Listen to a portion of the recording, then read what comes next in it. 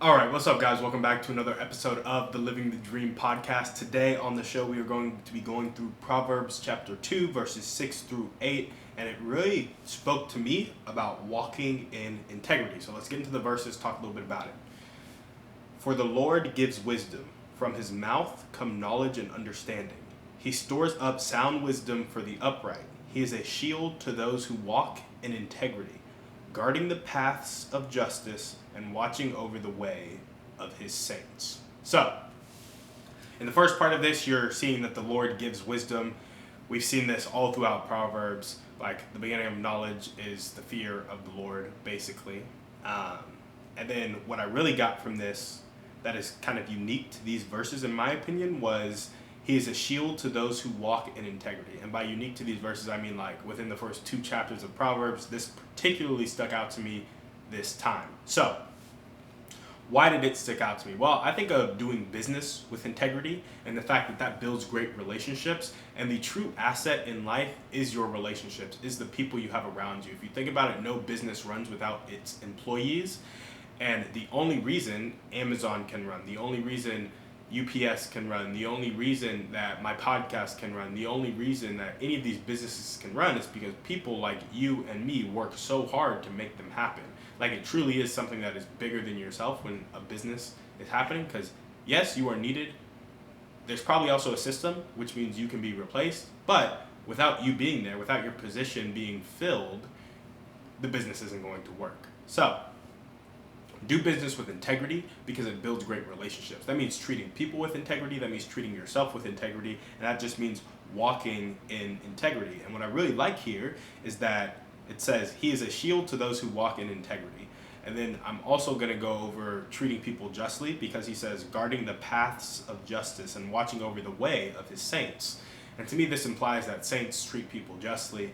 It's not directly saying that, but that's kind of what I pulled from it. And so do business with integrity. It builds great relationships. Treat people justly, and the path will be guarded. And I think both of these come down to how God created people. And I think when it comes to unconditional love, when you choose to love somebody unconditionally, people cannot resist that. So when you treat people with an integrity, where the foundation of that integrity is unconditional love, and you treat people justly, where the foundation of that just treatment is unconditional love, your path cannot help but be guarded. You cannot help but be shielded, because our innate human desire is to reciprocate that integrity, reciprocate that justice, reciprocate that unconditional love. And so I think God wired people in such a way so that when you treat people with integrity, when you treat people justly, it's natural that there is a shield. It is natural that your path is guarded. And we bear burdens together when you build those great relationships. And so there's another natural phenomenon where when we do have enemies, like, God has created us such that if we treat people correctly, we have many more allies. And not to mention God on our side. It reminds me of that verse, if God be for us, who then can be against us? So really this applies to business because it applies to relationships. And business is relationships. And it means to treat people with integrity and to treat people justly. And with that, you will create great relationships that really help you grow as a human, as a business, and will help you add value to people's lives, right? And so where has this shown up in my life? I would say diffusing a lot of arguments with kindness. So when I treat people justly, it is coming at them with a just perspective of, hey, I know how much you're loved, I know how much I'm loved, and I know that Christ went to the cross to die for every sin, which means the debt has already been paid for this act that you're doing right now. Which means, I'm not saying there won't be worldly consequences, but I do not have to treat you as if you are a prisoner of your own sin, because that's what Christ went to the cross for, to free you from that. And so even though you haven't realized that yet, like, when God looks at us, he sees Christ as soon as we accept him as Lord and Savior. And so I can make the best effort to look at people knowing who I used to be and knowing who I still struggle with the fact that part of me believes I am, And when I struggle with that, when I treat people from that knowledge of brokenness, it helps me to treat them with kindness.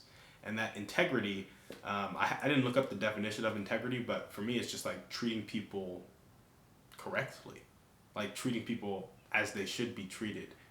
When I think of in integrity, it's like everything being in its right place, kind of. These aren't formal definitions by any means, but I think you guys get the vibes. And when I think about treating people justly, Jesus died for that sin, so I'm not one to punish you for it, right? And so if I see you coming at me, yelling at me, it just means that you don't know that Christ died for that, And so to treat you justly would be to inform you that you're no longer a slave to your sin, right? So that's kind of how I come at it, diffusing a lot of arguments with kindness. It comes from a place of listening, empathy, and this originally started for me actually out of need to just be at peace with myself. But now I've developed the skill of controlling my emotion, and now I can take that skill and apply it to my newfound unconditional love that I am seeking to display for people, right? So it used to be very selfish, and something that was very selfish has actually turned to my good, because with the right roots, it can be used for good. Does that make sense? Awesome. And I would say treating people honestly so that I can live with myself and look people in the eye.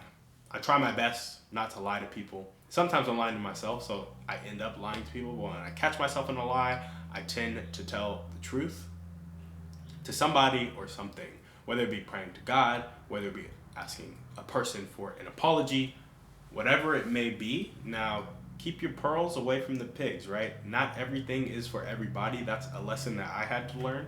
But when in doubt, I would say just be honest. Like, when stuff comes out in the light, it doesn't have the effects of being in the dark, and it can't tear you apart on the inside. So just be honest. And where do I want it to show up in my life? I would say commitments to myself, and I want to treat myself honestly. So I think a lot of times I lie to myself. I live based on lies that I've been told. And treating myself honestly would be shattering some of those limiting beliefs, keeping commitments to myself, learning to trust myself, and stop punishing myself. When I talk to myself so negatively, it is myself treating myself as a prisoner. And it's like, why would I do that to myself? I know I said myself a lot there, but you guys are getting the point. I have a relationship with me. And in that relationship, I want to keep commitments. I want to treat myself honestly, and I want to treat myself with integrity. And when that shows up with a foundation of unconditional love, I will just be able to go out and do it for other people all the more. And so how can you apply this to your life today? I would say tell yourself the truth about your situation. And after you tell yourself the truth about your situation, tell the truth to somebody else too. Get vulnerable. Cry with somebody. Be honest with somebody. Be like, I'm struggling and I don't know where to go. Can you help me? Like, ask for help. Seek that knowledge, seek that wisdom that Proverbs 1 and the beginning of chapter 2 talked about. If you seek it like silver and search for it as for hidden treasures, then you will understand the fear of the Lord. Go seek it.